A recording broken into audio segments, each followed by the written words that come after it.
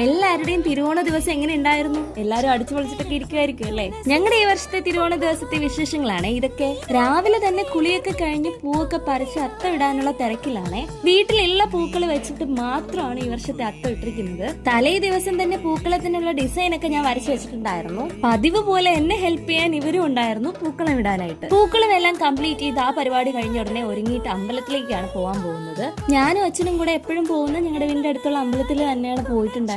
അത് കഴിഞ്ഞിട്ട് ഒരു ടോപ്പ് എടുക്കുന്നതിന് വേണ്ടിയിട്ട് ട്രെൻഡ്സ് വരെ പോയിട്ടുണ്ടായിരുന്നു. ഇനി നമുക്ക് ഓണസദ്യ കഴിക്കണ്ടേ? അങ്ങനെ ദേ ഇലയൊക്കെ ഇട്ടിട്ട് കറികളൊക്കെ വിളമ്പാൻ തുടങ്ങി. ഇഞ്ചി, നാരങ്ങ, മാങ്ങ, തോരൻ, കിച്ചടി, അവിയല്, അതൊക്കെയായിരുന്നു ഞങ്ങളുടെ കറികള്. പിന്നെ പരിപ്പ്, പപ്പടം, സാമ്പാർ, പായസം. നിങ്ങളുടെയൊക്കെ വീട്ടിൽ ഏതായിരുന്നു പായസം? ഞങ്ങളുടെ വീട്ടില് സേമിയായിരുന്നു കേട്ടോ. അതും എന്റെ ഫേവറേറ്റ് ബോളിയും കൂടെ ഉണ്ടായിരുന്നു. പിന്നെ പറയണ്ടല്ലോ, എല്ലാവരുടെയും വീട്ടിൽ എന്താണ് പായസം എന്നുള്ള കാര്യം ഒന്ന് കമന്റ് ചെയ്യണേ. അങ്ങനെ ഈ വർഷത്തെ തിരുവോണ സദ്യയും കഴിച്ച് ഞങ്ങൾ ഇല മടക്കുവാണ്. ബാക്കി വിശേഷങ്ങളുമായിട്ട് അടുത്ത വീഡിയോയിൽ കാണാൻ. Tata bye.